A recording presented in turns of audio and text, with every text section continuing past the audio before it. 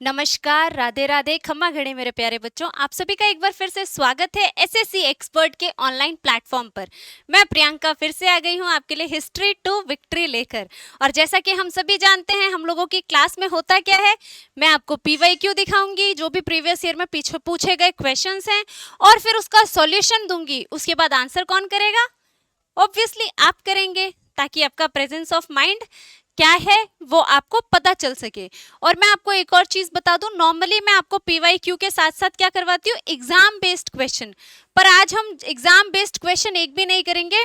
आपके previous year में जितने भी क्वेश्चंस पहले पूछे जा चुके हैं, प्रीवियस ईयर के क्वेश्चन यानी कि पहले पूछे गए क्वेश्चन जितने भी हैं एसएससी के, उनको हम कोशिश करेंगे ज्यादा से ज्यादा कवर अप करें, क्योंकि आपका एसएससी सीजीएल का एग्जाम काफी क्लोज है।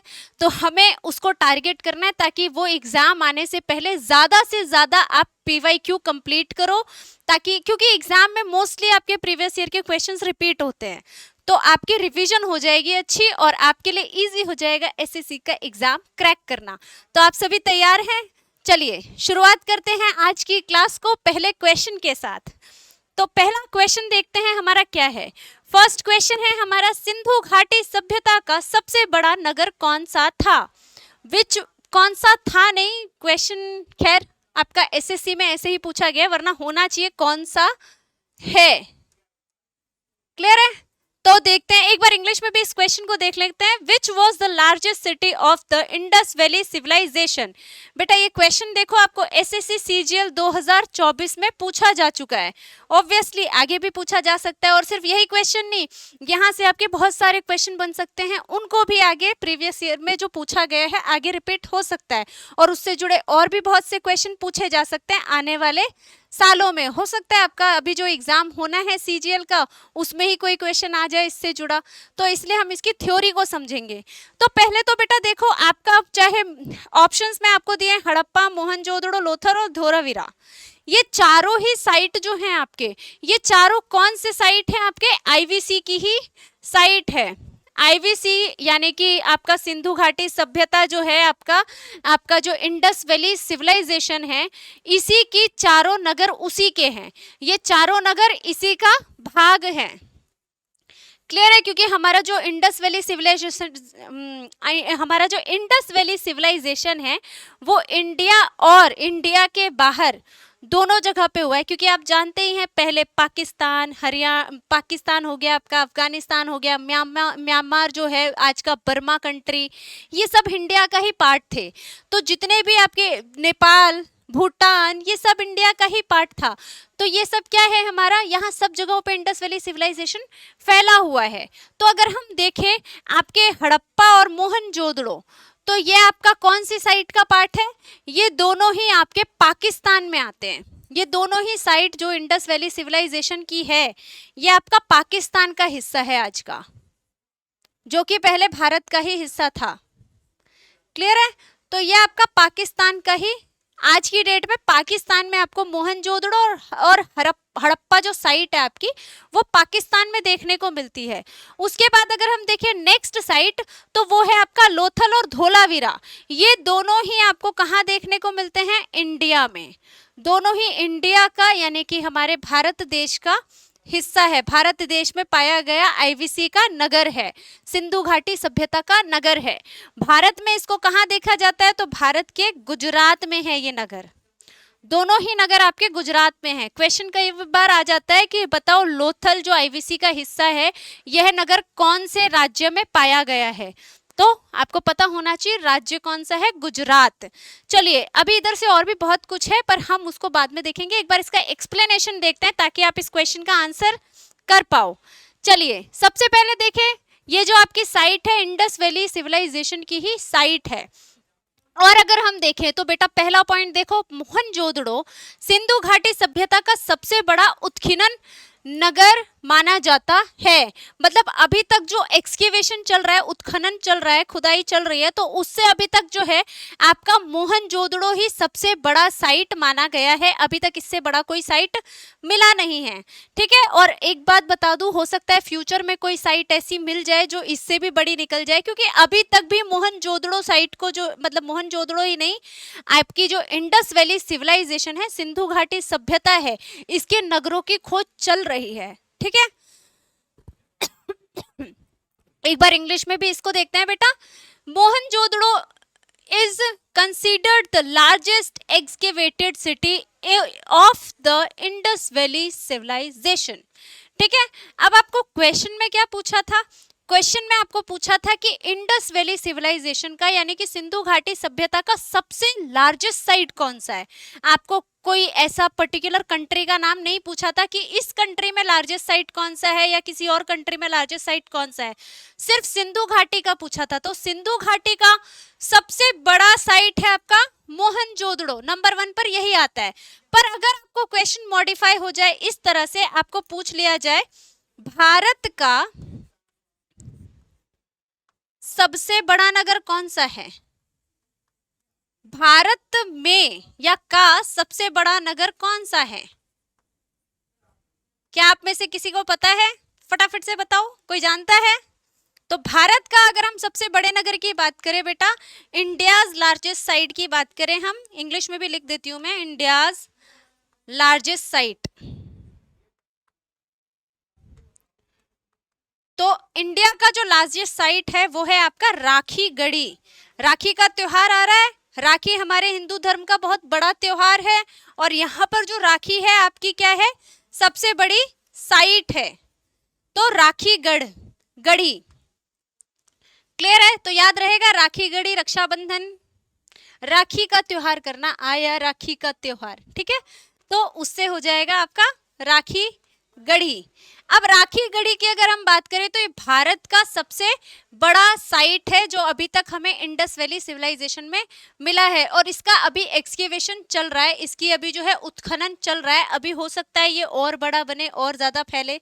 और ये राखी गढ़ी कहाँ पर है आज की डेट में? धाकड़ कहाँ पर होते हैं? धाकड़ वर्ड सुना होगा, ऐसी धाकड़ है, धाकड़ है, कहाँ पे थी वो? तो वो थी हरियाणा में। तो राखी गढ़ी सबसे बड़ा, सबसे धाकड़, जो बड़ा है, जो अच्छा है, उसे धाकड़ बोल दिया हमने। तो राखी गढ़ी आपकी कहां पर है? हरियाणा। क्लियर है? हरियाणा की ये साइट है आपकी, हरियाणा में आपको ये साइट देखने को मिलती है। और अगर हम पूरे आईवीसी की बात करें, तो होल आईवीसी की बात अगर हम करते हैं, पूरे सिंधु घाटी सभ्यता में सेकेंड नंबर पे आता है आपका राखी गढ़ी। क्लियर है? तो सेकेंड नंबर पे राखी गढ़ी आता है, और थर्ड नंबर पे, पूरे आईवीसी का थर्ड नंबर पे आता है आपका कौन सा? धोलावीरा। कौन सा आएगा मेरे प्यारे बच्चों? धोलावीरा। देखो, राखी, हमने किसको राखी बांधी? हमारे वीरा को। तो राखी के बाद कौन आएगा? वीरा, धोलावीरा। क्लियर है? तो धोलावीरा हमारा थर्ड लार्जेस्ट साइट है आपका सिंधु घाटी सभ्यता का तीसरा सबसे बड़ा नगर। और अगर भारत की बात की जाए तो भारत का दूसरा सबसे बड़ा नगर, भारत का दूसरा सबसे बड़ा नगर, दूसरा सबसे बड़ा नगर है। क्लियर है? यहां कोई डाउट आप लोगों को? समझ आ गया ये पॉइंट? तो याद रखना, अगर आईवीसी की बात चलेगी तब तो ये पहला नगर है, और अगर आपके इंडिया की बात चलती है तब ये कौन सा है? दूसरा बड़ा नगर आता है आपका ये।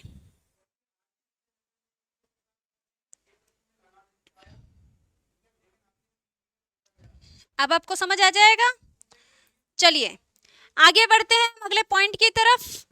अगले पॉइंट को अगर हम देखें तो यहां से प्रसिद्ध महान स्नानागार प्राप्त हुए हैं, जिसको हम बोलते हैं ग्रेट बाथ। हिंदी में बेटा महान स्नानागार ही होगा, हिंदी में होगा महान स्नानागार, जिसे हम कहेंगे the famous great bath was discovered here. अब ग्रेट बाथ क्या थे?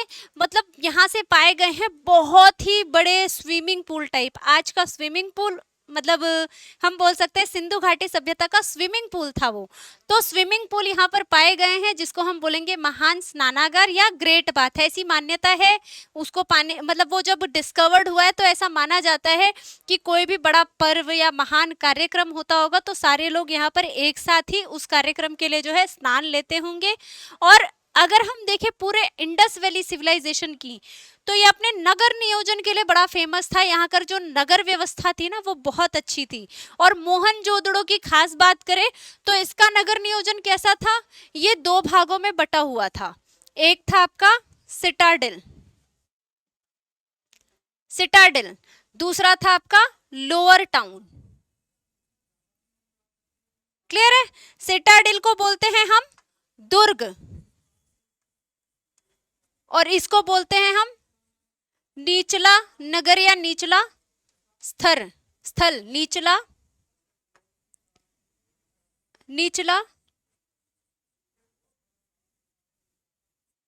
स्थल। क्लियर है? तो ऐसा माना जाता है कि सिटाडेल में कौन रहता होगा उस टाइम पर, जो भी वहां की प्रजा के रक्षक रहे होंगे या जो भी राजा रहे होंगे वो रहते होंगे ऊंचे स्थान पर दुर्ग पे सिटाडेल में। और लोअर टाउन में कौन रहता था, लोअर टाउन में रहते थे आपके आम जनता। पर इनमें यूनिटी थी, जब भी कोई बड़ा कार्यक्रम होता था तो वो क्या करते थे, महान स्नानागार में जो है साथ में स्नान करते थे और धार्मिक कार्यों में साथ होते थे। ठीक है? आप अगर हम देखें ये तो आपका सिटी प्लानिंग हो गई, इस तरह का सिटी होता था। इसके अलावा यहाँ पर ड्रेनेज सिस्टम की बात करें तो यहाँ का ड्रेनेज सिस्टम कैसा था, यहाँ पर बहुत ही अच्छे से नालियां जो थी घरों से कनेक्टेड थी। और हम आज की जो बेस्ट आपका ड्रेनेज सिस्टम होता है ना, जल निकासी प्रणाली जिसको हिंदी में हम एग्जैक्ट हिंदी में बोलेंगे, या फिर बोल सकते हैं हम नाली की जो व्यवस्था होती है वो आज के लेवल को भी अच्छी टक्कर दे सकती है। क्योंकि उस टाइम पर ढकी हुई नालियां होती थी, ऐसा नहीं कि ओपन है मच्छर बन रहे हैं बीमारियां आ रही है, नहीं, ढके हुए थे प्रॉपर। ठीक है? बहुत ही अच्छी व्यवस्था थी। इसके बारे में और डिटेल में आपको पूरी क्लास में देखने को मिलेगा। यहाँ तो हम PYQ कर रहे हैं तो चलो इसके फटाफट से और बाकी के जो पॉइंट्स हैं उसको करते हैं, फिर आपको क्वेश्चन का आंसर भी तो कर रहा है ना। तो अगले पॉइंट की अगर हम बात करें, यह नगर अपनी सुव्यवस्थित सड़क योजना एवं उन्नत जल निकासी प्रणाली के लिए प्रसिद्ध है। ठीक है? यहाँ पर सड़क जो है आपकी बड़ी अच्छी जो है, एक दूसरे मतलब एक सिटी से दूसरी सिटी या एक रोड से दूसरी रोड को बड़े अच्छे से 90 डिग्री पे ये कट करता था और बहुत अच्छे से ये अपने मतलब सिटी को एक दूसरे के साथ जोड़ते थे। तो इनकी सड़क जो थी वो भी अच्छी थी और जल निकासी वही ड्रेनेज या फिर आप बोल सकते हो नालियां बहुत अच्छी बनी हुई थी, जिसकी वजह से यहाँ पर कोई प्रॉब्लम नहीं होती थी। ठीक है? The city is famous for its planned streets and advance drainage system. Clear है? अगले पॉइंट की अगर बात करें तो जाहिर सी बात है, इतना बड़ा साइट है, इतना इंपॉर्टेंट साइट है, IVC का बहुत बड़ा हिस्सा है, तो इसको यूनेस्को वर्ल्ड हेरिटेज में शामिल करना बनता है। यानी कि हमारी जो यूनेस्को की विश्व धरोहर स्थल है ये पाकिस्तान का हिस्सा है और इसको 1980 में विश्व धरोहर स्थल का भाग बनाया गया था। क्लियर है? तो ये आपका यूनेस्को वर्ल्ड हेरिटेज साइट का पार्ट है। क्लियर है? यहाँ पर आपको समझ आ गया? अब बिना टाइम वेस्ट किए वापस चलते हैं क्वेश्चन पे और देखते हैं मेरे प्यारे बच्चों आपको कितना याद है आंसर। क्वेश्चन था आपका, सिंधु घाटी सभ्यता का सबसे बड़ा नगर कौन सा है? Which was the largest city of Indus valley civilization? याद है? होना भी चाहिए क्योंकि ये बहुत इजी है, आप बड़े आराम से इसको कर सकते हो। तो इसका करेक्ट आंसर क्या होगा? मोहनजोदड़ो। और ये कहाँ है आपका? मैंने आपको ऑलरेडी बता दिया, पाकिस्तान में। और ये पूरे IVC का सबसे बड़ा साइट है, सबसे बड़ा नगर है IVC का, इंडस वैली सिविलाइजेशन का। इसके अलावा आपको पता ही है बाकी चीजें कि अगर हमें भारत का पूछा जाएगा तो भारत का जो है सबसे बड़ा साइट कौन सा है? भारत का सबसे बड़ा कौन सा था? बताओ बताओ जल्दी से। भारत का था आपका धोलावीरा, सॉरी धोलावीरा नहीं, राखीगढ़ी। राखी आई वीरा को, राखी बांधेंगे वीरा को, या राखी आई वीरा के हाथों पे बंधने, कुछ भी बोल लो आप। तो सबसे बड़ा साइट इंडिया का कौन सा है? सिर्फ इंडिया की बात चल रही है। अगर हम बात करेंगे पूरे इंडस वैली की तो सेकंड लार्जेस्ट साइट है आपका राखीगढ़ी और थर्ड लार्जेस्ट साइट है आपका कौन सा? धोलावीरा। राखीगढ़ी कहाँ है आपका? हरियाणा में। और आपका धोलावीरा कहाँ है? गुजरात में। लोथल भी कहाँ है? गुजरात में। याद रहेगा आपको? चलिए बढ़ते हैं अब हम अगले क्वेश्चन की तरफ। यहाँ से आपने 3-4 क्वेश्चन आराम से क्लियर कर लिए। बेटा आपको पूछा गया है गीता रहस्य के लेखक कौन थे? Who was the author of Gita Rahasya? और ये क्वेश्चन आपको देखो पूछा गया है एसएससी जीडी 2023 में, यानी कि 2023 में। एक बार क्वेश्चन भी देख लेते हैं, ऑप्शंस देख लेते हैं। इसमें ऑप्शंस में आपको दे रखा है महात्मा गांधी, बाल गंगाधर तिलक, गोपाल कृष्ण गोखले और लाला लाजपत राय। बेटा लाला लाजपत राय जी की बात करें और बाकी सब ऑप्शंस की, तो सबसे पहले हम देखते हैं। आपको मैं एक चीज बता दूं, आपको ये जो 4 ऑप्शन दिए हुए हैं, ये चारों ही ऑप्शन ऐसे हैं जो कि हमारे स्वतंत्रता सेनानी थे। ये चारों कौन थे? हमारे स्वतंत्रता सेनानी। क्लियर है? ये चारों हमारे स्वतंत्रता सेनानी थे, फ्रीडम फाइटर्स थे। फर्क सिर्फ इतना है, महात्मा गांधी जो थे वो कैसे थे? हमारे एक गाल पे कोई थप्पड़ मारे तो दूसरा दे दो। पर हमारे बाकी के जो थे वो कैसे थे? अगर किसी ने एक गाल पे थप्पड़ मारा तो उसके दोनों गाल सुझा दो। बाकी कुछ इस टाइप के थे, वो उग्र थे। और कहीं ना कहीं ये भी जरूरी है, आज की जनरेशन में प्यार प्रेम शांति से काम बनता ही नहीं है, कहीं कहीं आपको जवाब देना पड़ता है। तो बस यहाँ पर भी कुछ ऐसा ही सीन था। खैर हम अभी क्वेश्चन पे ही रहते हैं। अगर हम देखें तो आपको कई बार यहाँ से एक और क्वेश्चन एग्जाम में पूछा जाता है, पूछा गया है पहले भी, आगे भी पूछा जा सकता है। महात्मा गांधी के राजनीतिक गुरु कौन थे? तो गोपाल कृष्ण गोखले को बोलते हैं राजनीतिक गुरु। राजनीतिक गुरु थे ये किसके? महात्मा राजनीतिक गुरु थे ये महात्मा गांधी के। क्लियर है? राजनीतिक गुरु थे ये किसके थे? महात्मा गांधी के। अब याद रहेगा, कंफ्यूजन तो नहीं होगा लिखा हुआ। ये महात्मा गांधी के राजनीतिक गुरु थे। इसके अलावा अगर हम देखें, आपका नेक्स्ट ऑप्शन है बाल गंगाधर तिलक और लाला लाजपत राय। तो यहाँ से भी आपके कई क्वेश्चन बनते हैं। बेटा आपने सुना है, हमने काफी मेरे ख्याल में ग्रेजुएशन के टाइम पर भी बच्चों ने, जिन्होंने आर्ट्स लिया है उन्होंने पढ़ा होगा। ये 3 नाम बहुत फेमस थे, लाल, बाल और पाल। सुना है मेरे प्यारे बच्चों? इनकी तिगड़ी थी, ऐसा कहा जाता था। ये ऐसे उग्र नेता है जिन्होंने यंग जनरेशन के अंदर काफी जोश भरा था स्वतंत्रता संग्राम के लिए। तो लाल जो थे वो कौन थे आपके? लाला लाजपत राय। क्लियर है? जो लाल थे वो कौन थे? लाला लाजपत राय। और पाल जो थे वो मैं आपको बताऊंगी, पर पहले जान लेते हैं बाल कौन थे। बाल थे आपके बाल गंगाधर तिलक। और जो पाल थे वो थे हमारे बिपिन चंद्र पाल। बिपिन चंद्र पाल। तो इन तीनों का साथ में कई बार पूछ लिया जाता है कि ये लाल बाल पाल कौन है, तो वो ये 3 हैं। क्लियर है? पर हमें क्वेश्चन तो ये पूछा नहीं गया ना, पर मेरा फर्ज बनता है कि मैं आपको सारे ऑप्शंस जो आपके एग्जाम पॉइंट ऑफ व्यू से इंपॉर्टेंट है उन सभी ऑप्शंस को अच्छे से क्लियर करूं। ठीक है? जितना हो सके हम हर क्लास में जितना ज्यादा हो सके उतने ज्यादा कंटेंट को सॉल्व करेंगे, क्योंकि आपके एग्जाम क्लोज है, हमें ज्यादा से ज्यादा पढ़ना है ताकि इजीली एग्जाम जो है क्रैक हो सके। क्योंकि हमारा टारगेट क्या है? एसएससी के एग्जाम को आसान बनाना। वो कब बनेगा? जब आप पढ़ोगे ज्यादा, ठीक है, सुनोगे ज्यादा और लिखोगे भी ज्यादा। तो अगर हम देखें, हमको ये पूछा गया गीता रहस्य के लेखक कौन थे। चलिए गीता रहस्य के लेखक की अगर हम बात करें तो उन्हें जो है चलो मैं आपको एक हिंट अभी दे देती हूँ। आपकी समाचार पत्र था,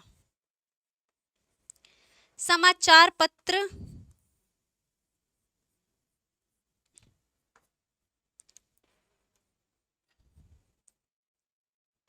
मराठा समाचार पत्र।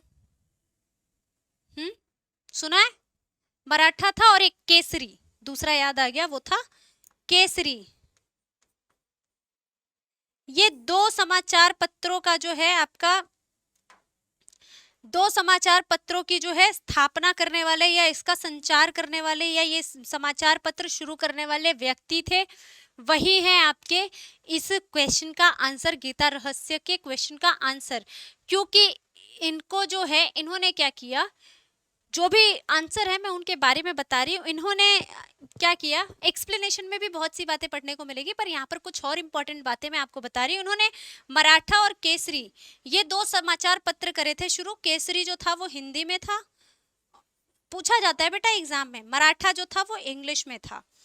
तो इन्होंने क्या किया, ये एग्जाम जो है, सॉरी एग्जाम नहीं, समाचार पत्र शुरू किए, न्यूज़पेपर। और इसमें इन्होंने क्या किया, उग्रवादियों मतलब जो भी उग्रवादी एक्शंस लेते थे ना, जिस तरह से वो लोग अपने अंग्रेजों के ऊपर अत्याचार, अंग्रेजों जो हमारे ऊपर अत्याचार कर रहे थे, ब्रिटिश रूलर, उनसे बदला जिस तरह से लेते थे, तो उनके लिए जो है ये अच्छे अच्छे आर्टिकल लिखते थे कि ये हमारे ऊपर जो है अत्याचार कर रहे हैं और स्वराज हमारा जन्मसिद्ध अधिकार है।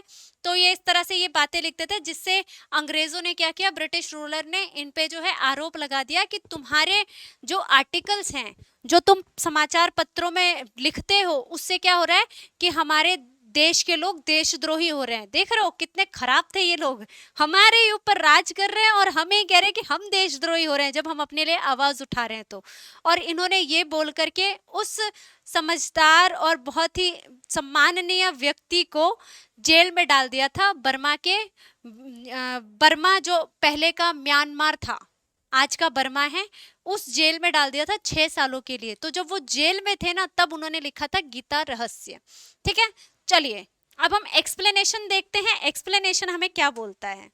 एक्सप्लेनेशन की बच्चों बात करें तो इसमें कहा गया है बाल गंगाधर तिलक गीता रहस्य के लेखक हैं। लाल बाल पाल याद है ना, तो ये बाल वही बाल है, बाल गंगाधर तिलक। और Bal Gangadhar Tilak is the author of Gita Rahasya. आप लोगों ने सुना होगा कर्म की चिंता कर्म करते जा, फल की चिंता मत कर। तो कहीं ना कहीं ये लाइन जो है ना, इन्होंने ही इस चीज को जो है, इनका गीता रहस्य पढ़ने के बाद ये लाइन काफी फेमस हो गई थी, क्योंकि इन्होंने इस चीज को कहा कि हमें अपने कर्म से नहीं भागना चाहिए। गीता यही कहता है कि हमें अपना कर्म करना चाहिए। और कर्म क्या है हमारा, हमारे देश के प्रति, हमारे मातृभूमि के प्रति हमारा कर्तव्य ही हमारा कर्म है। इस तरह से इनके लेखों को पढ़ पढ़ के लोग काफी प्रेरित होते थे स्वराज के लिए और देश में अपनी खुद की सत्ता के लिए, ब्रिटिश रूल को खत्म करने के लिए। ठीक है, हमारे देश में हम जो आज आज़ादी की जिंदगी जी रहे हैं, जो हम इतने आराम से फ्रीडम के साथ बोल सकते हैं, कहीं भी जा सकते हैं, ये सब इन महान स्वतंत्रता सेनानियों की देन है। ठीक है, चलिए अब हम देखें, यह पुस्तक उन्होंने मांडले जेल म्यांमार में लिखी थी। और कब से कब तक थे वो, 1908 से 1914 तक, 6 साल की उनको सजा हुई थी। ठीक है, इसके बाद ही wrote this book while imprisoned in Mandalay jail Myanmar. Clear है, इंग्लिश में भी देखना जरूरी है ना पॉइंट को। अगले पॉइंट की अगर हम बात करें तो इसमें कर्म योग को गीता का मुख्य संदेश बताया गया है। वही मैंने आपको कहा, कर्म करते जा, फल की चिंता मत कर। और हमारा कर्म क्या है, देश के प्रति हमारा कर्तव्य ही हमारा कर्म है। ठीक है, चलिए एक बार इंग्लिश में भी देखते हैं। It presents karma yoga as the central message of the Bhagavad Gita. Clear है, मैं ऑलरेडी आपको ये पॉइंट समझा ही चुकी हूँ। आगे अगर हम देखें तो तिलक का प्रसिद्ध नारा था, स्वराज मेरा जन्म सिद्ध अधिकार है। मैंने आपको बताया था कि जो इसका आंसर है उसने ये नारा दिया था, स्वराज मेरा जन्म सिद्ध अधिकार है। इंग्लिश में भी एक बार इसको देख लेते हैं। Tilak's famous slogan was Swaraj is my birth right. अब आपको क्वेश्चन यहाँ से इस तरह से बनता है, स्वराज मेरा जन्म सिद्ध अधिकार है, यह नारा किसने दिया, या यह किसके स्लोगन है, यह किसके वाक्य हैं, स्वराज मेरा जन्म सिद्ध अधिकार है, तो यह है बाल गंगाधर तिलक के। ठीक है, चलिए अब हम आंसर की तरफ, क्वेश्चन की तरफ वापस से चलते हैं। अब अगर हम देखें तो मुझे लगता नहीं आप में से कोई भी ऐसा होगा जिसको ये आंसर याद ना हो। वैसे तो मुझे लगता है काफी बच्चे स्मार्ट हैं, यहाँ से भी आंसर बच्चों ने पहले ही देख लिया होगा। ठीक है, कोई बात नहीं, अच्छी बात है, आपका माइंड, ब्रेन और आपका दिमाग सब कुछ बहुत एक्टिव है, ये अच्छी चीज है। वेरी गुड मेरे प्यारे बच्चों, आपका आंसर होगा बाल गंगाधर तिलक। क्लियर है, चलिए बढ़ते हैं हम अगले क्वेश्चन की तरफ बिना टाइम वेस्ट किए।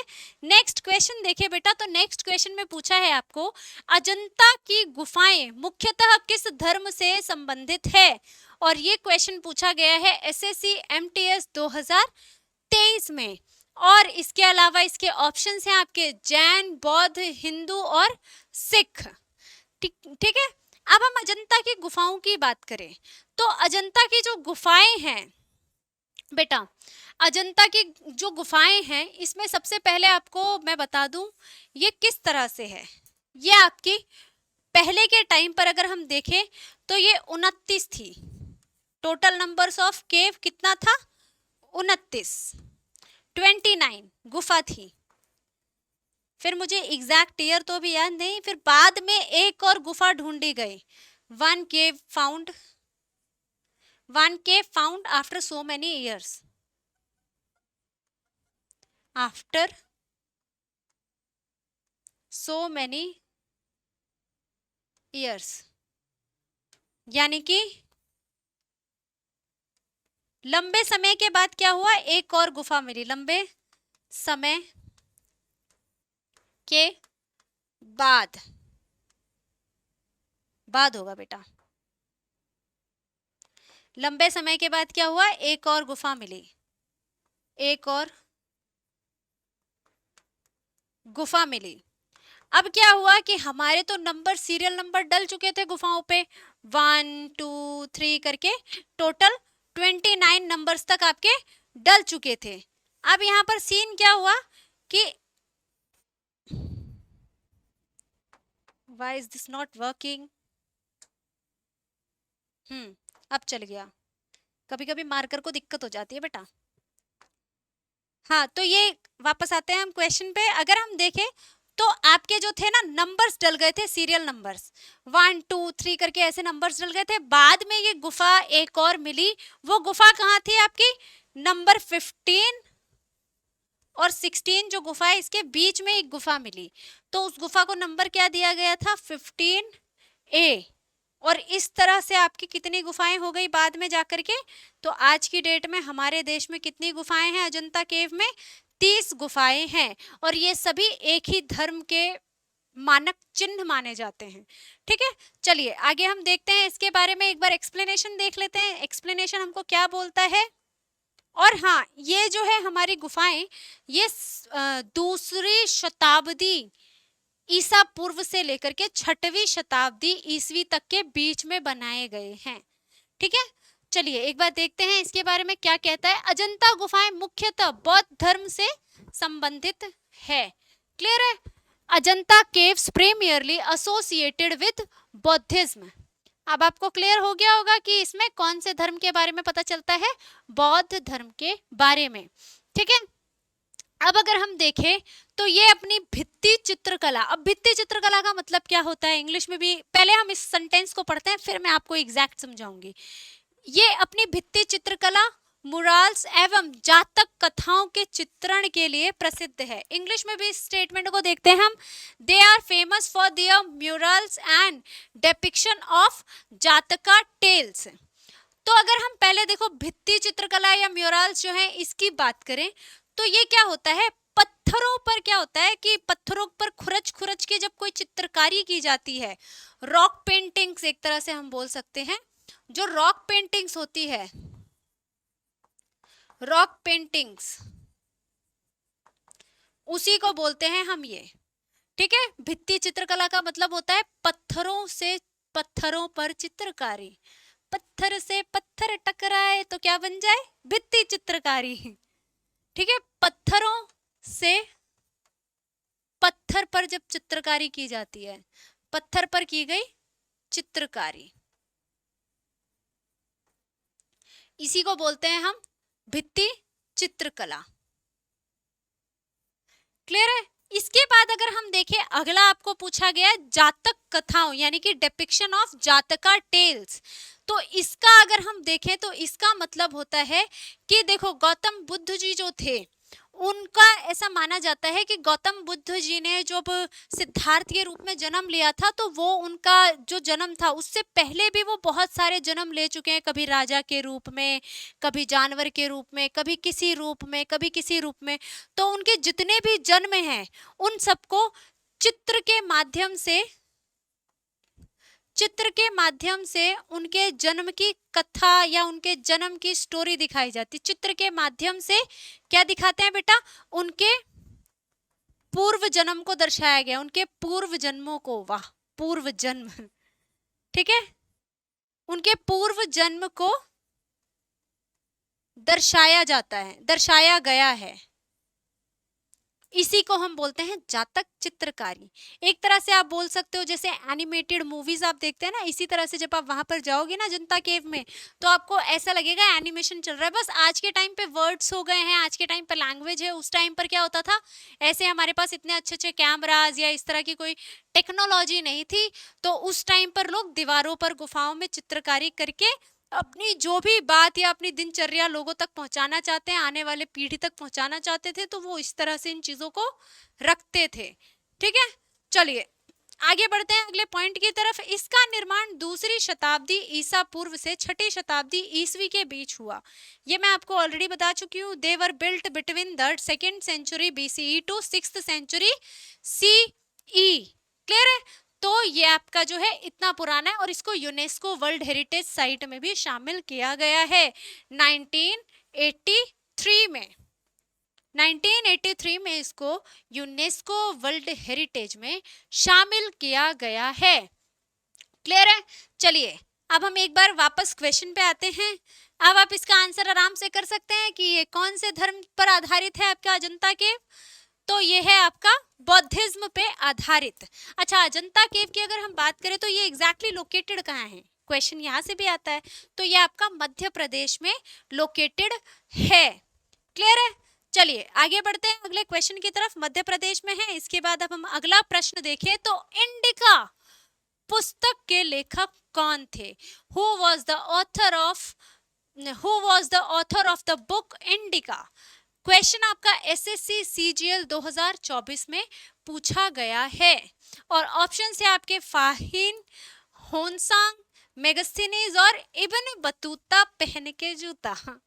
ठीक है, नहीं ऑप्शन में आपको इब्न बतूता दे रखा है, वो मुझे गाना याद आ गया, इब्न बतूता पहन के जूता निकल पड़े तूफान में। ठीक है, आपको तूफान में नहीं निकल, डोंट वरी, आपको तूफान से लड़ने की शक्ति हम देंगे। आप यहाँ पढ़ो ध्यान से, आप आराम से एग्जाम के तूफान को क्रैक कर लोगे। ठीक है, अब हम अगर देखें तो इकलौते मेगस्थनीज हैं जो 4th सेंचुरी में आए थे। यहाँ पर 4th सेंचुरी BCE में यहाँ पर आए थे इंडिया में। हिंदी में कहेंगे हम, चौथी, प्रॉपर हिंदी लिख देती हूँ, है ना, चौथी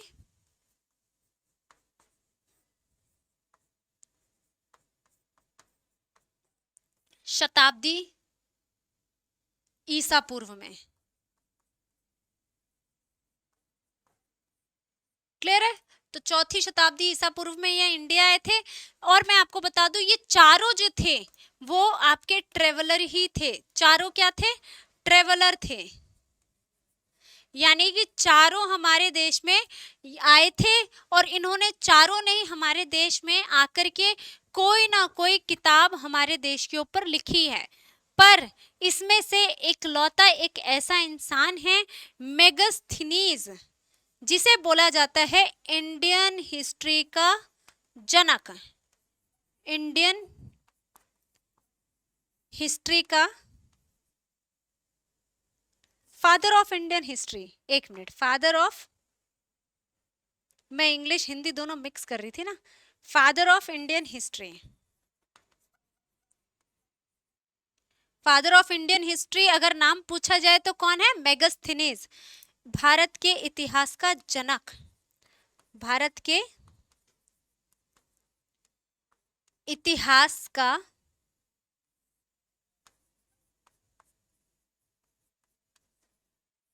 जनक बोला जाता है। किसको? मेगस्थनीज को। ठीक है, अब मेगस्थनीज की बात करें तो इसके अलावा बाकी के तीन जो हैं वो भी आपके ट्रेवलर ही थे।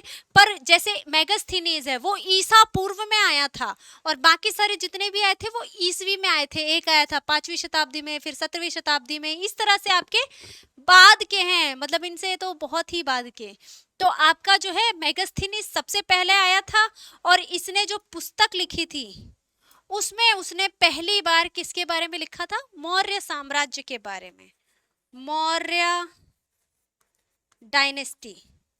और हम सभी जानते हैं कि मौर्य डायनेस्टी जो है वो आपका नॉर्थ इंडिया में और आपका गांधार वगैरह जो थे पहले के, यानी कि पहले आज का जो पाकिस्तान है, बांग्लादेश है, आपका जो अफगानिस्तान है, वो सब किसका हिस्सा था? हमारे इंडिया का ही हिस्सा था। और उस पे कौन शासन कर रहा था? चंद्रगुप्त मौर्य। क्लियर है? तो चंद्रगुप्त मौर्य के काल में ही ये यहाँ पर आया था और इसलिए इसको इंडियन हिस्ट्री का जनक कहा जाता है, क्योंकि पहली बार इंडिया के, चाहे किसी एक रूलर के ऊपर लिखा हो, पूरी इंडिया के ऊपर ना लिखा हो, पहली बार किसी ने इंडिया के किसी रूलर के ऊपर एक बुक लिखी थी। और वो भी किस तरह से? तिथि के। हम जब भी हिस्ट्री की बात करते हैं तो हिस्ट्री हमेशा तथ्य पे चलता है और एविडेंस पे चलता है, और ये भी देखा जाता है कि उसका सोसाइटी पे प्रभाव क्या पड़ा है ना। तो इस तरह से चलता है हमारा हिस्ट्री। तो इन्होंने डेट के साथ हर एक घटना के बारे में लिखा था, विद डेट। विद डेट इन्होंने सारे कॉन्सिक्वेंसेस, सारी चीजें जो है, सारी घटनाएं, कब चंद्रगुप्त मौर्य ने क्या किया, कैसे किया, क्यों किया, कैसे वो रूल कर रहे थे, कहाँ से वो कहाँ गए, फिर उन्होंने क्या किया, कैसे उन्होंने समाधि ली, सारी डिटेलिंग उन्होंने अपनी बुक में लिखा हुआ है। इसलिए इनको बोला जाता है फादर ऑफ इंडियन हिस्ट्री, भारतीय इतिहास का जनक। अब आपसे एक क्वेश्चन पूछना चाहूंगी, ये क्वेश्चन तो अभी हम करेंगे, पर एक और क्वेश्चन है, हिस्ट्री का जनक किसे बोलते हैं? अगर हम पूरे हिस्ट्री की बात करें तो हिस्ट्री का जनक कौन है? इतिहास का जनक किसे कहा जाता है?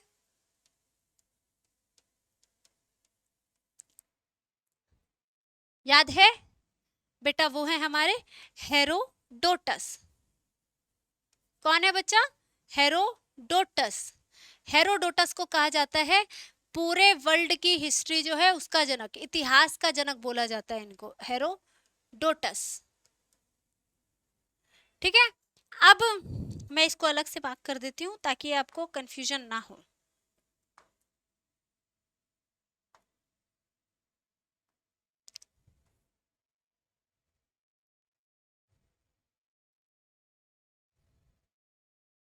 ठीक है? इन्हें कहा जाता है इतिहास का जनक, इन्हीं को कहा जाता है। क्लियर है?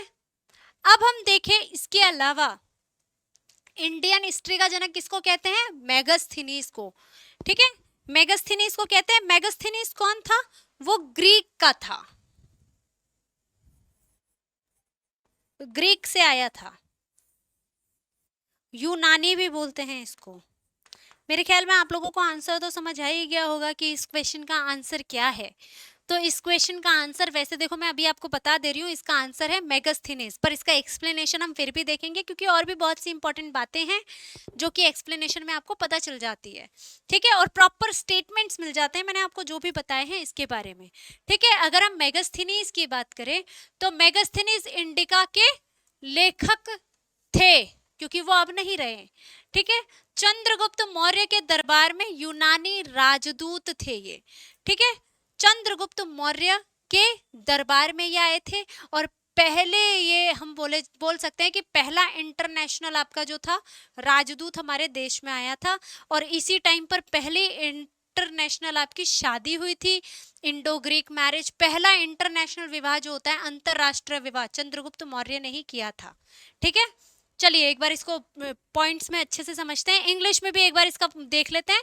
Megasthenes wrote Indica and served as the gree ambassador, gree नहीं होगा, ग्रीक होगा बच्चा, Greek ambassador in Chandragupta Maurya's court. Clear है? और इंडिका से क्या पता चलता है हमको? मौर्यकालीन प्रशासन एवं समाज की महत्वपूर्ण जानकारी मिलती है। ऑब्वियसली इंडिका में हमारे चंद्रगुप्त मौर्य के टाइम पर आए थे तो वो चंद्रगुप्त मौर्य के ऊपर ही लिखेंगे, क्योंकि उन्होंने पूरा भारत नहीं घूमा था, वो सिर्फ वहीं तक घूमे थे जहां जहां पर हमारे चंद्रगुप्त मौर्य का क्या था? शासन काल था। चंद्रगुप्त मौर्य को बोला जाता है सम्राट, चंद्रगुप्त मौर्य। ठीक है? चक्रवर्ती सम्राट।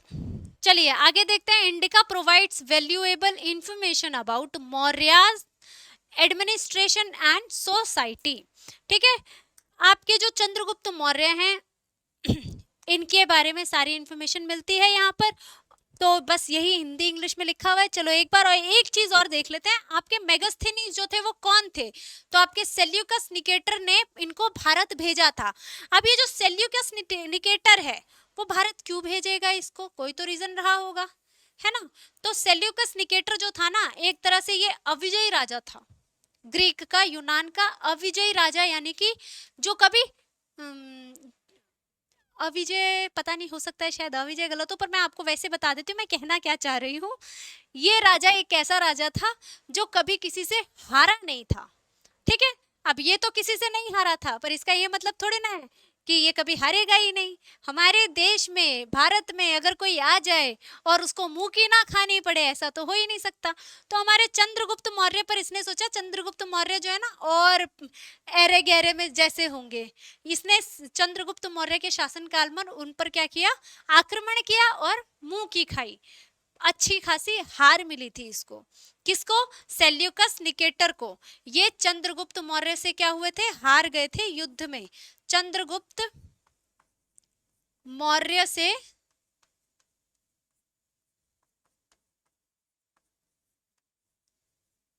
युद्ध में हारे। क्लियर है? ये चंद्रगुप्त मौर्य से क्या हुए? युद्ध में हार गए। अब जब ये चंद्रगुप्त मौर्य से हारे, कौन हारे? तो ये थे आपके सेल्यूकस निकेटर। जब ये युद्ध में हारे तो इन्होंने क्या किया? इन्होंने अपना एक राजदूत, मतलब इनके बीच संधि हुई, जाहिर सी बात है हारते हैं तो संधि होती है, मतलब एक तरह से आपका जो है, एक तरह से कुछ रूल्स साइन होते हैं कि ठीक है भाई अब तू मेरे ऊपर हमला मत करियो, मैं तेरे ऊपर नहीं करूंगा, जा तू, जो भी मतलब जो भी है संधि आप समझ सकते हैं, ठीक है? तो इन्होंने क्या किया? चंद्रगुप्त मौर्य के पास किसको भेजा? एक राजदूत भेजा जिसका नाम क्या था? मेगास्थनीज, जिसने इनके ऊपर एक पूरी किताब लिख डाली, इंडिका, चंद्रगुप्त मौर्य के ऊपर, और इसका नाम रखा इंडिका। फिर उसके बाद अगर हम देखें तो सेल्यूकस निकेटर की एक डॉटर थी, ठीक है? इनकी एक बेटी थी। बेटा बोर्ड यहाँ से दिख रहा है ना? इनकी एक बेटी थी, उनका नाम था आपका, देखो उनका सही नाम तो आपको किसी भी दस्तावेज में देखने को नहीं मिलता है। उनका एग्जैक्ट करेक्ट नेम जो है, ग्रीक नेम, आपको देखने को नहीं मिलता है कहीं पर भी, किसी दस्तावेज में, किसी भी बुक में, कहीं पर भी आपको एग्जैक्ट ग्रीक नेम देखने को नहीं मिलता है। पर उनका एक नाम रखा गया था, वो क्या था? हेलना। उनको बुक्स में किस नाम से बुलाया गया है? आपको हेलना के नाम से उनको यहाँ पर बुलाया गया है। अब ये जो हेलना थी, इनको बोला जाता है चंद्रगुप्त मौर्य की वाइफ। तो ये पहला आपका कह सकते हो अंतरराष्ट्रीय विवाह था। पहला, यहीं पर लिख देते हैं ना हम ताकि आपके पॉइंट्स क्लियर रहे। पहला अंतरराष्ट्रीय विवाह भारत का, पहला अंतरराष्ट्रीय विवाह माना जाता है। पहला अंतरराष्ट्रीय विवाह किसका? हेलना का। किसके साथ? चंद्रगुप्त मौर्य के साथ। चंद्रगुप्त मौर्य जी के साथ इनका विवाह हुआ था, ठीक है? चलिए आगे बढ़ते हैं। हेलना का चंद्रगुप्त मौर्य के साथ विवाह हुआ था। ये पहला इंटरनेशनल या फिर आप अंतरराष्ट्रीय विवाह बोल सकते हो भारत का, ठीक है? और पहला इंडो ग्रीक वेडिंग भी बोल सकते हैं हम इसको। फर्स्ट आपका ये इंडो ग्रीक वेडिंग भी था, ठीक है? इंडो ग्रीक वेडिंग भी पहला इसी को बोलते हैं। इसके अलावा अगर हम देखें तो उसके बाद क्या हुआ था? इनको दहेज में ही मिला था। जो हमारे चंद्रगुप्त मौर्य हैं, इनको दहेज में ही मिला था। ये गांधार वगैरह के रूप में 4 राज्य मिले थे, ठीक है? जो आज का बांग्लादेश, पाकिस्तान, अफगानिस्तान, तजाकिस्तान, ये सब जो है ना, ये 4 राज्य, पाकिस्तान भी है उसमें, ठीक है? ये राज्य जो है इनको दहेज के रूप में मिले थे, ठीक है? इसके बाद अगर हम देखें तो जो हमारे चंद्रगुप्त मौर्य थे, इन्होंने 500 हाथी, लड़ाकू हाथी जो होते हैं, 500 लड़ाकू हाथी सेल्यूकस निकेटर को दिया था, ठीक है? और आपका मेगास्थनीज जो है इसी का राजदूत है। क्लियर है? चलिए आगे बढ़ते हैं हम।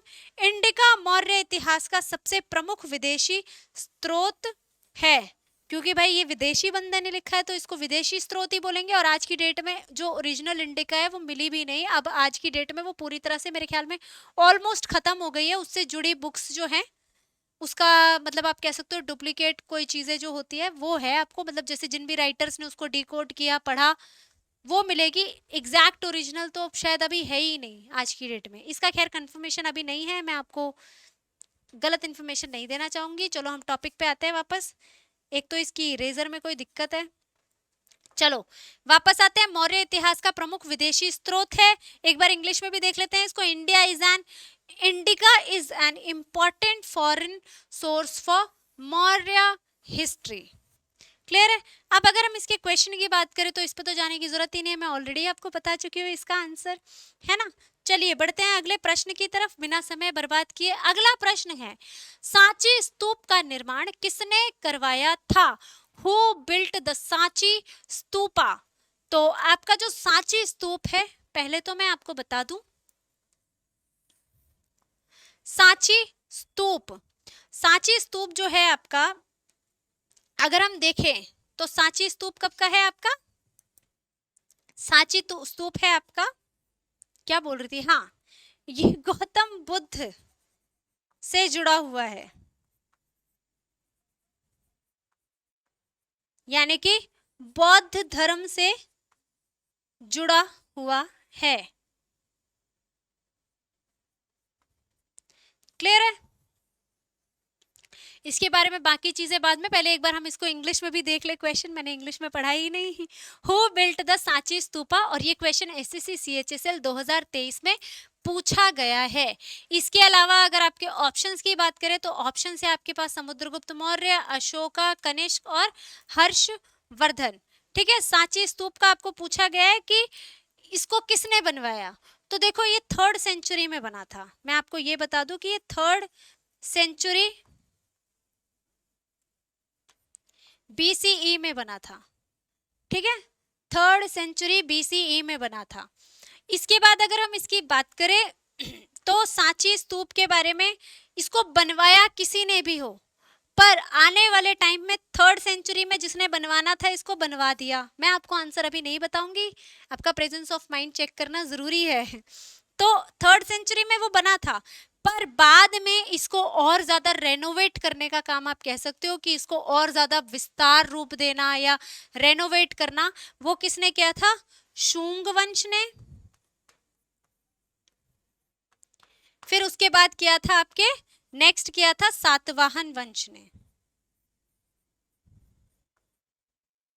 इन लोगों ने क्या किया था इसको, जैसे शुंग वंश है, इन्होंने क्या किया था कि जो स्तूप बना हुआ था ना, उसको मोटी पत्थर से उसके ऊपर लेयर करवाई थी, मोटी पत्थर से स्तूप को लेयर करा था, लेयरिंग बोल सकते हो आप, एक तरह से लेयरिंग करवाई थी। और जो सातवाहन वंश है, इन्होंने यहाँ आप देख सकते हो बॉर्डरिंग कैसे हो रखी है, दीवार और दरवाजा बनवाया इसका, दीवार और दरवाजा बनवाया था इसका। क्लियर है। तो इस तरह से बेशक निर्माण किसी ने भी करवाया हो, पर आगे भी इसका जो है, और आज की डेट में ये भी हमारे वर्ल्ड हेरिटेज साइट का हिस्सा है। हमारे देश में ये आपका यूनेस्को की विश्व धरोहर स्थल में शामिल है। ठीक है, चलिए एक बार हम इसके पॉइंट्स को देखते हैं। अगर हम देखें तो सम्राट अशोक ने मूल सांची स्तूप का निर्माण करवाया था, यानी कि जो मूल सांची स्तूप है उसका निर्माण इन्होंने करवाया था। कब करवाया था? 3rd सेंचुरी में। और यह बौद्ध धर्म का प्रमुख स्मारक है, ये मैं आपको ऑलरेडी बता चुकी हूँ। It is an important Buddhist monument. और अगर हम बाद में देखें तो बाद में शुंग काल में इसका विस्तार एवं अलंकरण किया गया। It was enlarged and decorated during the Shunga period। ठीक है, इसमें सातवाहन वंश नहीं लिखा है, पर मैं आपको बता दूं हमारे सातवाहन वंश ने शुंग वंश के बाद सातवाहन डायनेस्टी इंग्लिश में होगा, हिंदी में तो लिख ही दिया ना। सातवाहन डायनेस्टी ने इसको क्या किया था, इसकी वॉल्स और डोर्स बनवाए थे। और डोर आप देख सकते हो ना, ये जो कॉर्नर पे बॉर्डरिंग है ना, पहले तो ये सिर्फ एक स्तूप था, अर्धगोलाकार। बाद में इसको जो है प्रॉपर कवर करवाना, उसको एक घेरे में डाल के उसको एक हम कह सकते हैं कि उसको सुरक्षा प्रदान करने का कार्यक्रम जो है ये हमारे किसने किया था, सातवाहन वंश ने। इसके बाद इसको यूनेस्को की विश्व धरोहर स्थल में कब शामिल किया गया, 1989 में। चलो अब अगला क्वेश्चन आपके लिए है, मुझे कमेंट करके बताना कि ये जो आपका स्तूप है, सांची स्तूप, ये कौन से स्टेट में है। ये आपके लिए क्वेश्चन है, देखते हैं आप में से कितने बच्चों को इसका आंसर पता है। ठीक है, कमेंट में जरूर बताना, मैं इंतजार करूंगी आपके क्वेश्चन का। चलिए अब अगला क्वेश्चन देखते हैं हम। अच्छा, उस क्वेश्चन का आंसर नहीं किया आप लोगों ने? हाँ, तो इसका आंसर अब आप कर सकते हैं कि सांची स्तूप का निर्माण किसने कराया था। तो सांची स्तूप का निर्माण करवाया था आपके सम्राट अशोक ने। सम्राट अशोक ने हमारे सांची स्तूप का निर्माण करवाया। आगे जाकर शुंग वंश ने उसको क्या किया, डेकोरेट करवाया, और फिर उसके बाद सातवाहन वंश ने भी उसको डेकोरेट करने का कार्य किया। चलिए आगे बढ़ते हैं, हम वापस से अगले क्वेश्चन पे चलते हैं। क्वेश्चन है आपका, दीन ए इलाही, दीन ए इलाही की शुरुआत किसने की। Who founded the Deen A Ilahi. SSC GD 2024 में पूछा गया प्रश्न है, और ऑप्शंस हैं आपके क्या, बाबर, हुमायूं, अकबर और जहांगीर। देखो बेटा, ये क्वेश्चन का आंसर बताने से पहले मैं पानी पीने की इजाजत लेना चाहती हूँ, क्योंकि मुझे प्यास लग चुकी है। आप लोग भी पानी पी लीजिए, फिर मैं इसका बताती हूँ आपको कि ये क्या है एग्जैक्टली।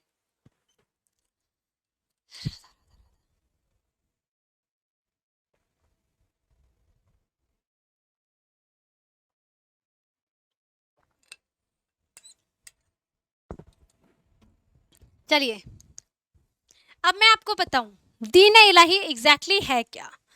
तो अगर हम दीन इलाही की बात करें, हिंदी इंग्लिश दोनों में ही आप कह लो, दीन इलाही की अगर हम बात करें, तो इसकी अगर हम बात करें तो ये क्या है एग्जैक्टली। एक तरह से आपका एक रूल बुक बोल सकते हो आप इसको, नियम बोल सकते हो, नियम कायदा।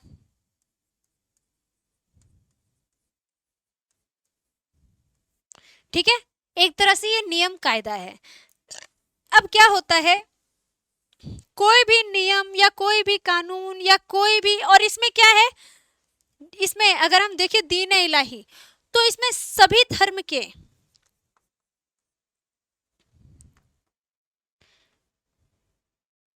सभी धर्म के, धर्मों के अच्छे विचारों को शामिल किया गया है। सभी धर्मों के अच्छे विचारों को शामिल किया गया है इसमें।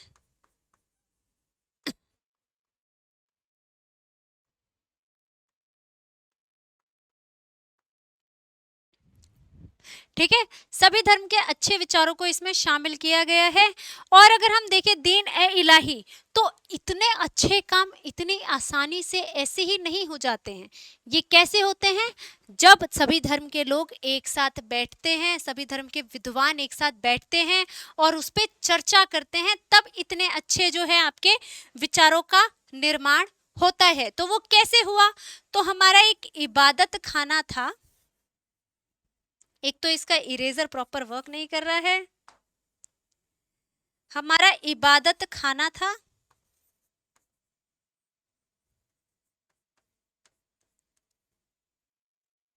इबादत खाना ये एक तरह का, एक जगह का नाम है, बैठक होती थी यहाँ पर। एक तरह का आपका ये मॉन्यूमेंट है जो आज की डेट में कहाँ है, कुतुब मीनार के पास है। कुतुब मीनार परिसर में ही आता है ये, कुतुब मीनार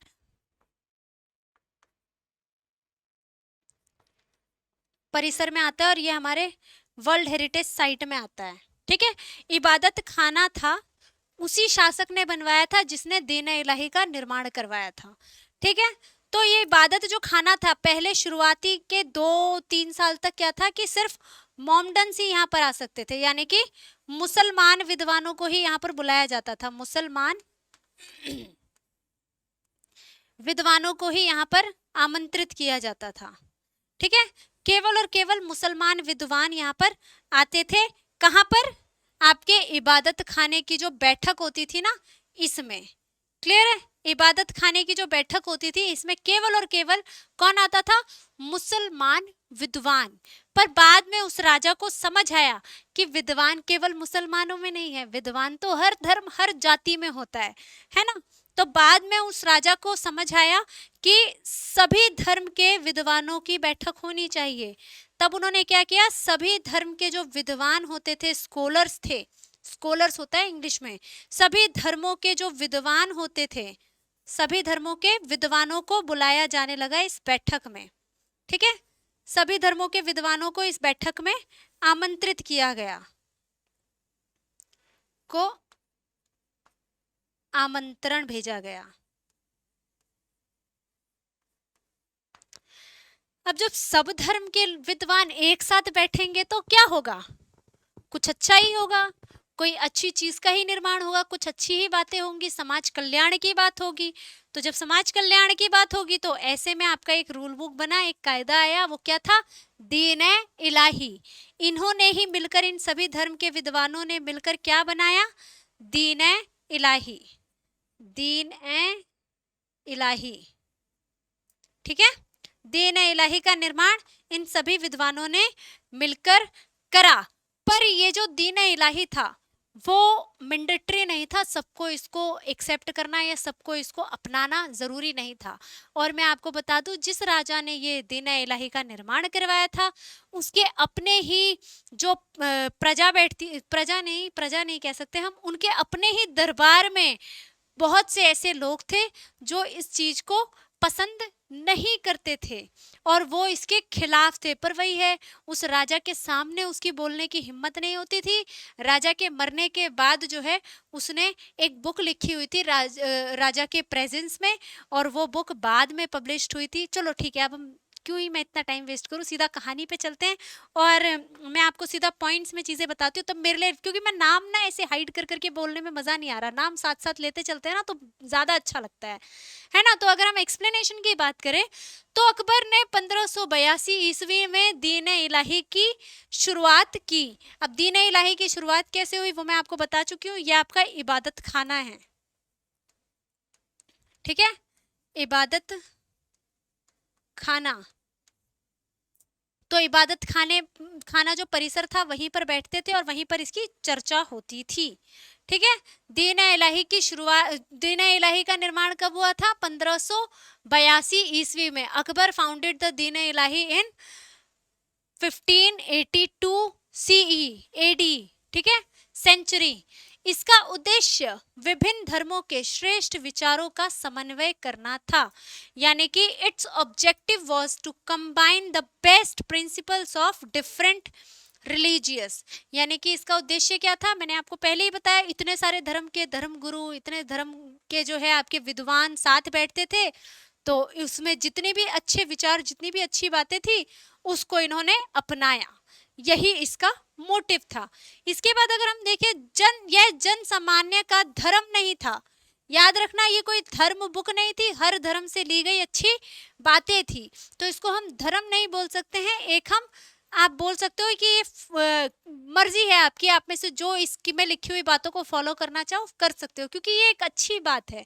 अब आपको मैं कहूँ कि आपको रोज पानी पीना चाहिए ज्यादा से ज्यादा, मैं तो सिर्फ आपको बोल रही हूँ ना, पीना ना पीना आपके हाथ में पानी, है ना। चलिए, बहुत ही खराब एग्जाम्पल था मुझे पता है, वापस टॉपिक पे आते हैं। तो अगर हम देखें तो ये कोई धर्म नहीं था, बल्कि सीमित लोगों ने इसे अपनाया था। जो चाहे वो इसको अपना सकता था, जो नहीं चाहता वो नहीं अपनाता था, क्योंकि ये एक धर्म थोड़ी ना था, ये तो एक तरह की बात थी जो बताई जाती थी लोगों को, रूल बुक टाइप। मैंने आपको पहले ही बोला था, it was not mass religion and was accepted by only a few followers। Clear है। इसके बाद अगर हम देखें तो अब्बुल फजल,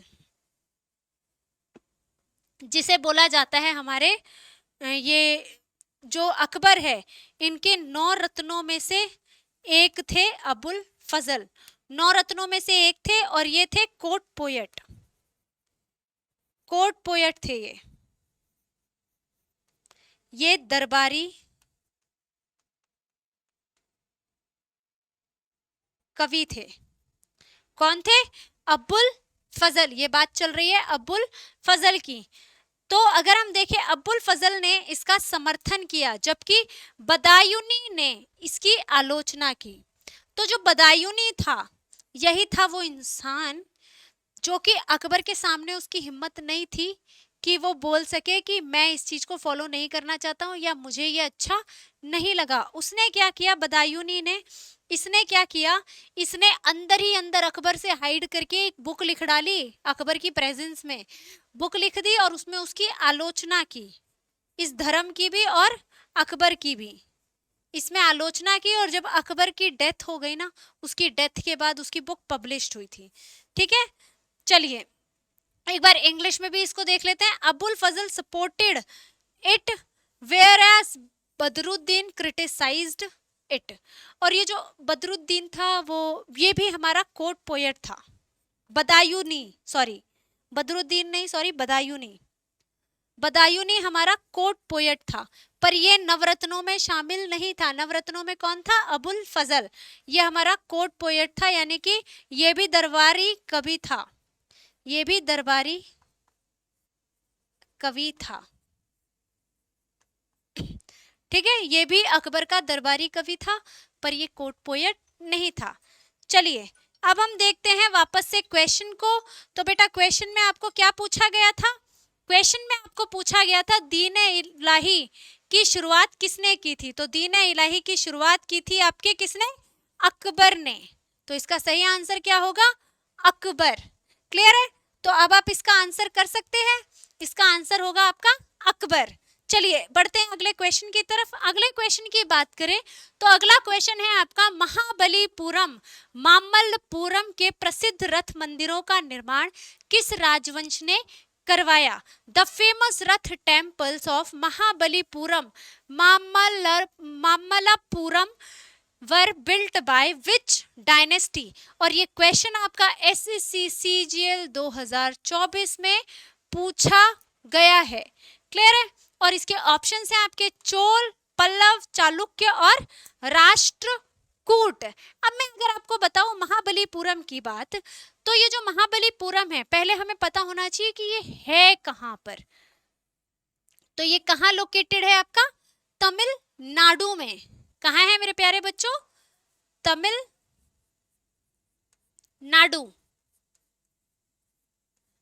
देखो बेटा जब स्टैटिक जी के पढ़ोगे ना आप, तो वहां पर आपके लिए बड़ा इंपॉर्टेंट टेम्पल है, तो इसलिए आपको ये याद रहना चाहिए। तो ये महाबलीपुरम का तमिलनाडु, महाबलीपुरम जो है तमिलनाडु में है, और तमिलनाडु में आपका कहां पर है, समुद्र किनारे, जो कि इसकी शोभा में चार चांद लगाता है। और इसी मंदिर को बोला जाता है, महाबलीपुरम को क्या बोला जाता है, एक और नाम से बुलाया जाता है पंचरथ मंदिर। क्या बोलते हैं बेटा इसको, पंचरथ मंदिर। इसी को बोलते हैं हम पंचरथ मंदिर। क्यों बोलते हैं पंचरथ मंदिर, क्योंकि इस मंदिर की बड़ी खास बात है, इसमें मतलब एक परिसर है, एक आंगन सा है, उसी के अंदर एक साथ एक दूसरे से जुड़े हुए 5 मंदिर हैं, 5 मंदिर हैं। किस आकार में है वो मंदिर, रथ के आकार में। 5 मंदिर रथ के आकार में हैं, और वो एक दूसरे से जुड़े हुए हैं, ऐसा नहीं है एक दूसरे से अलग है, एक दूसरे से कनेक्टेड है, मतलब उनकी वॉल आपस में कनेक्टेड है, और वो 5 रथ मंदिर इसलिए इसको बोला जाता है। और अगर हम देखें तो ये जो पंचरथ मंदिर है किसका है प्रतीक, ये सनातन धर्म का या हिंदू धर्म का प्रतीक माना जाता है, सनातन या हिंदू मंदिर है ये। क्योंकि बेटा आप पहले ही देख चुके हो, आपको कोई भी केव या कोई भी चीज आपको पूछ ली जाती है और बोलते हैं कि किस धर्म से जुड़ा है, तो आपको पता होना चाहिए, और ये तो स्टैटिक में भी इंपॉर्टेंट है, तो यहाँ से क्वेश्चन आपके ज्यादा बन जाते हैं। तो अगर हम देखें तो ये जो मंदिर है आपका किस धर्म से जुड़ा है, सनातन या हिंदू धर्म से जुड़ा हुआ मंदिर है। और इसको 5 रथ मंदिर बोलते हैं, क्यों, क्योंकि इसमें 5 मंदिर रथ के आकार के एक साथ बने हुए हैं। अब ये किस चीज का प्रतीक है पूछा जाता है, तो ये आपका किस चीज का प्रतीक है आपका, अगर हम प्रतीक की बात करें बेटा, तो ये हमारे महाभारत काल के महाभारत काल के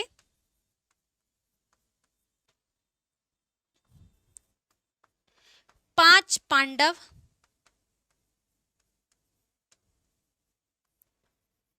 और द्रौपदी, दिख रहा है ना बेटा? ये एक बार मेरे को चेक करने दो, नजर आ रहा है कि नहीं आ रहा। द्रौपदी का प्रतीक है। हाँ दिख रहा है। जब आपको नोट्स मिलेंगे ना तो आपको ये क्लियर नजर आ जाएगा वहां पर अच्छे से। डोंट वरी, अभी तो आप सुन लोगे ना तो वो भी आपके लिए काफी है। जब आपको टेलीग्राम चैनल में नोट्स मिलेंगे तो वहां पर जब आप जूम करके देखोगे तो आपको आराम से ये नजर आ जाएगा। तो ये जो महाभारत काल के पांच पांडव थे और द्रौपदी थी, उन्हीं को दर्शाया जाता है। कैसे? सबसे पहले दर्शाया जाता है किसको? द्रौपदी को। एक मंदिर दर्शाता है द्रौपदी को, जो कि माता दुर्गा का, पृथ्वी का प्रतीक माना गया। पंच तत्व का भी प्रतीक माना जाता है इस मंदिर को। इस मंदिर को क्या कहा जाता है? पंच तत्व का भी प्रतीक माना गया है। इस मंदिर से जुड़ी बहुत सी मान्यताएं हैं, और जहां से मान्यताएं बढ़ जाती है वहां से क्वेश्चन बढ़ जाता है आपका। तो इस मंदिर को पंच तत्व का भी प्रतीक माना गया है। धरती, अंबर, आकाश, अंबर आकाश एक ही हो गया, धरती, आकाश, जल, वायु, अग्नि, इनका प्रतीक माना गया है। तो द्रौपदी है पहला मंदिर, पहला रथ जो होता है वो द्रौपदी को दिखाता है। फिर दिखाता है अर्जुन को, क्योंकि आपके मन में ये क्वेश्चन आ रहा होगा ना कि मैम पांच तो पांडव हो गए, छठी हो गई द्रौपदी, तो पांच मंदिर क्यों है? इसलिए मैं आपको बता रही हूँ, द्रौपदी, अर्जुन। फिर आपका प्रतीक आता है धर्मराज युधिष्ठिर का। युधिष्ठिर जी को धर्मराज भी बोला जाता है, तो धर्मराज का प्रतीक है ये। ठीक है। फिर है आपका भीम जी का प्रतीक। उसके बाद आपके नकुल और सहदेव, इनका एक साथ है, नकुल और सहदेव। ठीक है, नकुल और सहदेव जी का प्रतीक है। इस तरह से ये पांच मंदिर पंच तत्व को भी दर्शाते हैं। जैसे द्रौपदी आपकी दिखाती है पृथ्वी को, अर्जुन दिखाते हैं जल को, धर्मराज जी आपके अग्नि का प्रतीक है, और इसी तरह से है आपका। ठीक है, धर्मराज जी शायद वायु का है, भीम है अग्नि का, और नकुल सहदेव जी जो है आपके उसका प्रतीक है अंबर का। कुछ ऐसा ही है। खैर, आपको इतना डिटेल नहीं पूछेंगे, आपको जो ये पूछा जा सकता है मैंने वो सब आपको बता दिया। चलिए, अब हमें क्वेश्चन में ये सारी चीजें नहीं पूछी गई है, पर आपको और क्या क्वेश्चन पूछा जा सकता है वो मैंने आपको बता दिया। अब हम देखते हैं क्वेश्चन में हमको जो पूछा गया है उसका आंसर, और देखते हैं आपको कितनी देर तक याद रहता है वो आंसर। तो बेटा अगर हम देखें, पल्लव राजवंश ने महाबलीपुरम, मामल्लपुरम के प्रसिद्ध रथ मंदिरों का निर्माण करवाया। ठीक है, प्रसिद्ध रथ मंदिर जो है उसका निर्माण किसने करवाया था? आपके पल्लव राजवंश ने। क्लियर है? पल्लव राजवंश ने में किसने करवाया था ये भी पूछा जाता है। तो पल्लव राजवंश में आपके नरसिंह वर्मन प्रथम, इन्होंने इसका निर्माण करवाया था। एक बार इंग्लिश में भी स्टेटमेंट देख लेते हैं हम।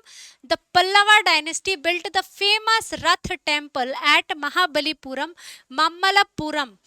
अब इंग्लिश में भी सेकंड पॉइंट देख लो। Most of these monuments were built by during the reign of Narasimha Mamalla.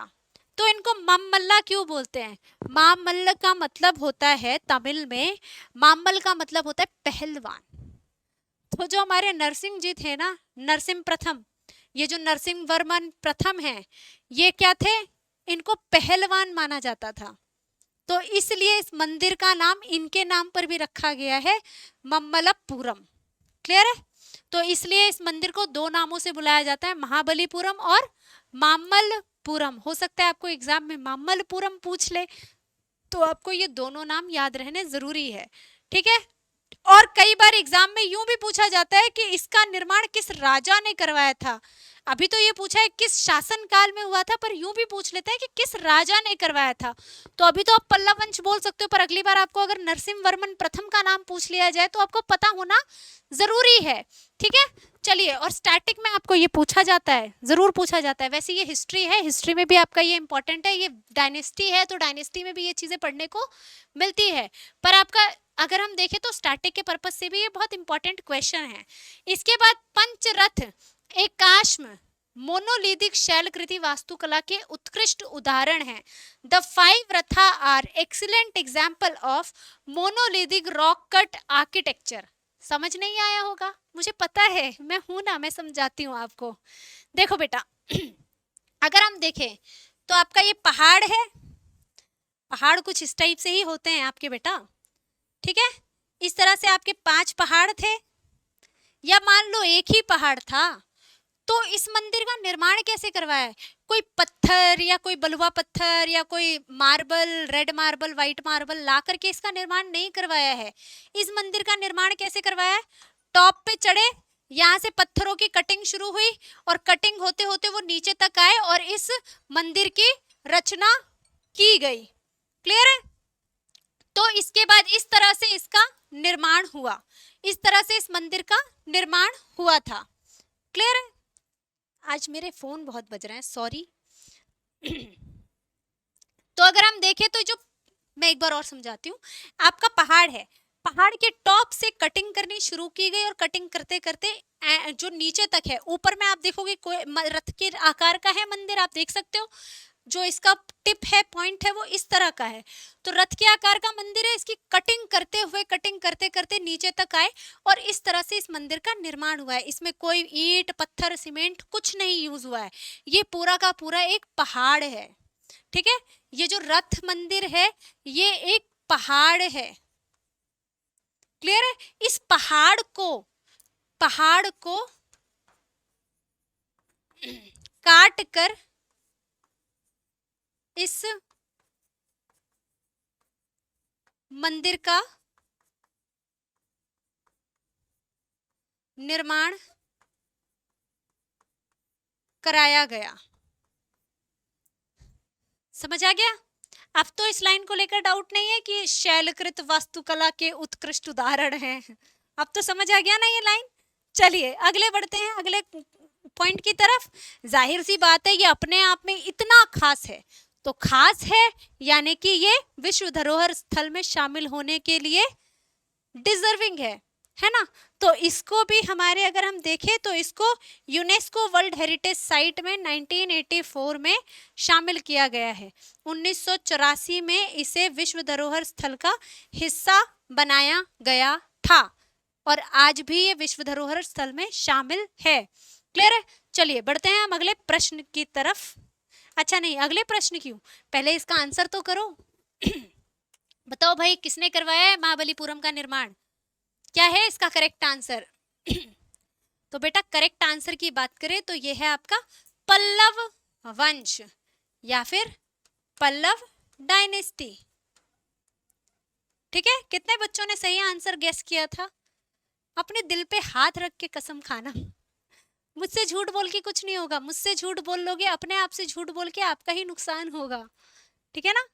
चलिए, अगर आपने सही आंसर गेस कर रहे हो, अभी तक जितने भी क्वेश्चन किए हैं, अगर आपने उसमें से सब छोड़ो, आपने 50% भी करेक्ट आंसर करते हो ना, तो खुद की पीठ थपथपा लो मेरी तरफ से और खुद के लिए क्लैप भी कर सकते हो। वेरी गुड, आप सही चल रहे हो। ठीक है, अभी 50% कर रहे हो, अगर आप रेगुलर क्लासेस कंटिन्यू रखोगे तो जल्दी ही आपका 100%, 70% तो एटलीस्ट हो ही जाएगा। चलिए अगला क्वेश्चन देखते हैं जो कि एसएससी सीएचएसएल 2024 में पूछा गया है। विक्रमशिला विश्वविद्यालय की स्थापना किसने की थी? Who founded Vikramashila university? Option है आपके धर्मपाल, गोपाल, देवपाल और महीपाल। सारे ही पाल हैं, ठीक है, पर मैं आपको पहले विक्रमशिला विश्वविद्यालय की बात बता दूं। ये जो विक्रमशिला विश्वविद्यालय है, इसकी हम बात करें तो ये आपका है कहाँ? सबसे पहला क्वेश्चन तो ये है बिहार में। अब ये कैसे याद रहेगा बिहार में है? नालंदा यूनिवर्सिटी पता है, नालंदा विश्वविद्यालय,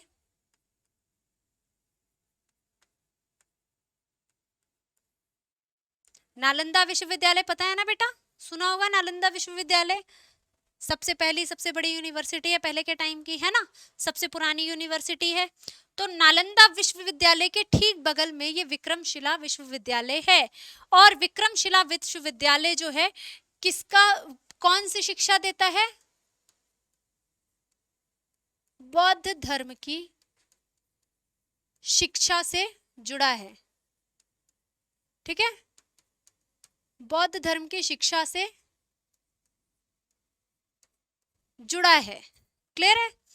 अब इसकी बात करें तो इसको 8th सेंचुरी में कब बना था बेटा? ये 8th सेंचुरी के एंड में बना था, बिल्कुल एंड में, या 9th सेंचुरी की स्टार्टिंग में ये पूरी तरह से कंप्लीट हो गया था। 9th सेंचुरी छोड़ो, इतना डिस्टर्बेंस नहीं करते, देखो बनना तो शुरू हो ही गया था ना, तो हम सीधा लिखते हैं 8th सेंचुरी में आपका ये बना था मंदिर। हाँ मुझे पता है, आप लोग बोल रहे हो मैंने मंदिर बोला, देखो जो शिक्षा स्थान है वो मंदिर के समान है, क्योंकि वहां से हमें ज्ञान प्राप्त होता है, और ज्ञान की देवी हमारी सरस्वती देवी है, माता सरस्वती, तो शिक्षा मंदिर के समान ही हुआ। तो ये जो विश्वविद्यालय है 8वीं शताब्दी में बना था, पर 8वीं शताब्दी में बना, उसके बाद 12वीं शताब्दी में आपका एक इबादत खिलजी था, मुझे नाम याद नहीं आ रहा, खिलजी था कोई सा, मुझे खिलजी, वो कौन सा खिलजी था वो याद नहीं आ रहा, 12th सेंचुरी में आया था, 12वीं शताब्दी में, ईसवी में, सेंचुरी तो ऊपर लिख दिया ना, शताब्दी में खिलजी आया था। ये मुझे उस खिलजी का नाम नहीं याद आ रहा, कौन सा खिलजी था, छोड़ो, जब नाम याद आएगा तब बता दूंगी।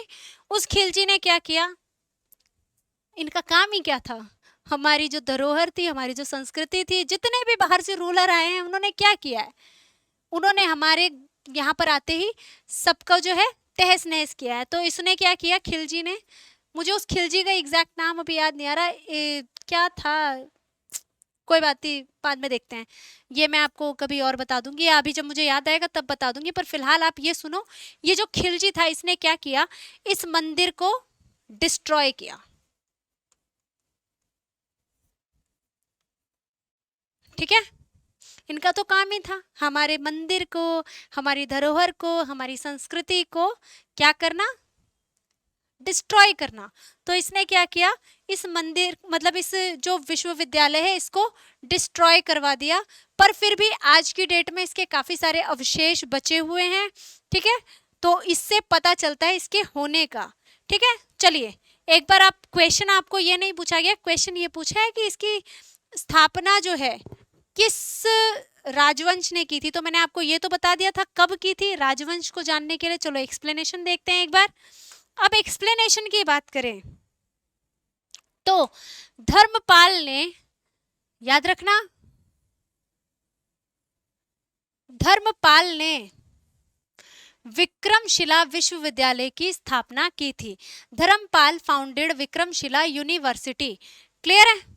अब आपको ये तो मैं ऑलरेडी बता ही चुकी हूँ कि ये यूनिवर्सिटी थी, और अगर हम देखें तो इसका निर्माण पाल वंश के शासन काल में हुआ है। धर्मपाल है तो पाल वंश का शासन काल है, क्योंकि आपको क्वेश्चन आप देख ही चुके हो पीवाईक्यू में किस तरह से पूछा जा रहा है, कभी वंश का नाम पूछते हैं तो कभी आपको राजा का नाम पूछते हैं। तो यहाँ पर राजा का नाम पूछा है तो आप बता सकते हो, पीछे आपको वंश का नाम पूछा था तो वो भी बता सकते हो, तो इसलिए आपको दोनों पता होना बहुत ज्यादा जरूरी है। तो हम देखें तो इसका निर्माण किसने किया था, पाल वंश के शासन काल में हुआ था। It was established during the rule of Pal dynasty. यह बौद्ध शिक्षा का प्रमुख केंद्र था। क्लियर है? It was an important centre of Buddhist learning. वो मैं आपको बता ही चुकी हूँ कि यहाँ पर बौद्ध शिक्षा दी जाती थी, है ना। इसके बाद अगर हम देखें, नालंदा और विक्रमाशिला दोनों पाल शासकों के संरक्षण में विकसित हुए। तो नालंदा और विक्रमशिला जो है पाल वंश के शासक में जो है संरक्षित हुए और मतलब विकसित हुए। और अगर हम देखें तो ये दोनों यूनिवर्सिटी काफी हद तक एक दूसरे से कनेक्टेड थी, एक दूसरे के लिए हेल्पफुल भी थी। ठीक है, उसको हम पूरी थ्योरी जब पढ़ेंगे ना नालंदा यूनिवर्सिटी के बारे में और पाल वंश के बारे में, तब आपको पूरी स्टोरी जानने को मिलेगी इसके बारे में। ठीक है, both Nalanda and Vikramshila flourished under the patronage of पाला रूलर्स। हाँ, तो अब देखते हैं कितने बच्चों को आंसर याद है। चलिए जल्दी से बताइए आंसर क्या होगा, किस राजा ने इसको बनवाया था। शाबाश, जितने भी बच्चों ने धर्मपाल को करेक्ट किया है, मार्क किया है, वेरी गुड, बहुत समझदार बच्चे हो, बहुत प्यारे बच्चे हो, बहुत ध्यान से पढ़ रहे हो, शाबाश। ठीक है, तो इसका आंसर आपको मिल चुका है। चलिए बढ़ते हैं अगले प्रश्न की तरफ। अगला प्रश्न है, बुलंद दरवाजा का निर्माण किस मुगल शासक ने करवाया था? बुलंद दरवाजा, देखो बुलंद दरवाजे से बेटा कितने सारे क्वेश्चन बनते हैं आपको, ठीक है। अच्छा पहले देख लेते हैं, ये क्वेश्चन आपका एसएससी जीडी 2024 में पूछा गया है और इसके ऑप्शन है आपके बाबर, हुमायूं, अकबर और शाहजहां, ठीक है। मैंने आपको क्वेश्चन बता दिया। अब इससे यहाँ से और क्या क्या क्वेश्चन पूछे जा सकते हैं पहले ये देख लो, फिर उसके बाद हम एक्सप्लेनेशन पे चलेंगे, ठीक है। अगर हम बुलंद दरवाजे की बात करें मेरे प्यारे बच्चों, तो बुलंद दरवाजा क्या है? अगर आज के टाइम की बात छोड़ दो, अगर हम पौराणिक काल की बात करें, पुराने टाइम की बात करें, तो एंशियंट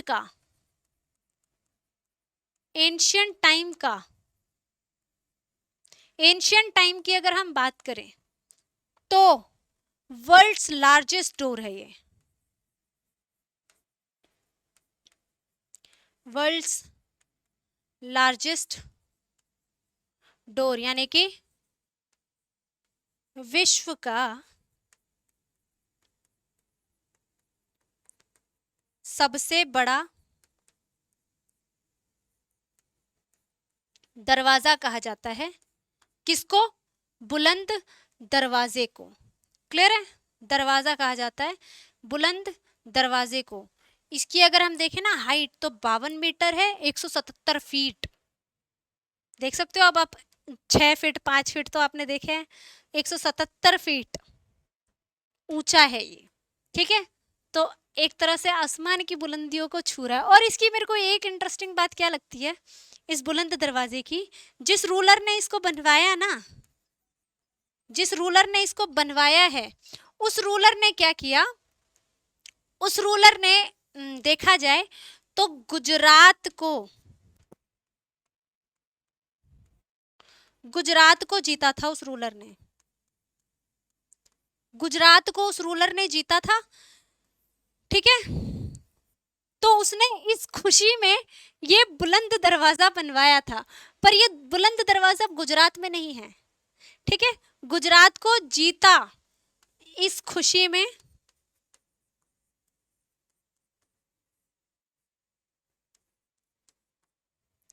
निर्माण करवाया था आपके किसका,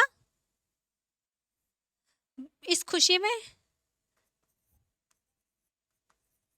बुलंद दरवाजे का निर्माण करवाया।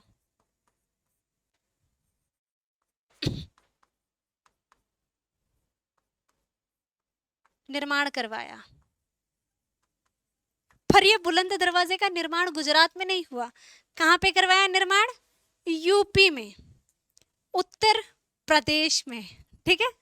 तो इस बुलंद दरवाजे का निर्माण करवाया है उत्तर प्रदेश में जाके, ठीक है। चलिए आगे बढ़ते हैं हम। अब इसके एक्सप्लेनेशन को एक बार देख लेते हैं। अगर एक्सप्लेनेशन की अगर हम बात करें तो एक्सप्लेनेशन में आप देख सकते हो आपका अकबर ने गुजरात विजय की स्मृति, मैंने आपको बताया ही कि क्या बोला गया, गुजरात में उसने जो रूल किया, गुजरात में जब उसने कॉन्कर्ड किया था, जब गुजरात को जीता था अकबर ने, तब उसने बुलंद दरवाजे का निर्माण करवाया। एक बार स्टेटमेंट प्रॉपर देखते हैं। अकबर ने गुजरात विजय की स्मृति में बुलंद दरवाजे का निर्माण करवाया 1602 एडी में, 1602 ईसवी, एडी का मतलब होता है ईसवी, ये तो मैं आपको हमेशा बताती ही रहती हूँ। तो 1602 ईस्वी में बुलंद दरवाजे का निर्माण करवाया था और ये वर्ल्ड हेरिटेज साइट में भी शामिल है। तो Akbar built the Buland Darwaza to commemorate his victory over Gujarat. Clear है? इसके बाद अगर हम देखें, यह फतेहपुर सीकरी में स्थित है। फतेहपुर सीकरी कहां पर? यूपी में, ठीक है। यूपी के फतेहपुर सीकरी में ये स्थित है। क्या? बुलंद दरवाजा। और इसे विश्व के सबसे ऊंचे प्रवेश द्वार में एक माना जाता है, जिसकी ऊंचाई क्या है? 54 मीटर। वो मैं आपको ऑलरेडी बता चुकी हूं कि इसकी ऊंचाई है आपकी 54 मीटर, ठीक है।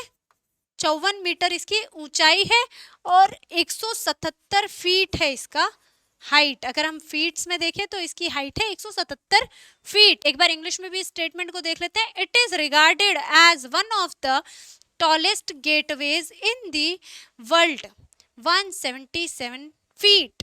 क्लियर है। अब मैंने आपको ऑलरेडी बताया इसको यूनेस्को वर्ल्ड हेरिटेज साइट में भी शामिल किया गया है। कब? 1986 में इसे वर्ल्ड हेरिटेज साइट में शामिल किया गया है। कोई डाउट है यहाँ पे? अब आंसर याद रहेगा। अब अपनी नजरें झुका लो, आंसर को मत देखना, फटाफट क्वेश्चन पे चलती हूँ मैं। जल्दी से बताओ कि इसका आंसर क्या होना चाहिए। बताओ किसने करवाया था बुलंद दरवाजे का निर्माण? किसने गुजरात पे कॉन्कर्ड किया था और उस खुशी में फतेहपुर सीकरी यूपी में जाकर के बुलंद दरवाजा बनवाया था? जल्दी से बताओ।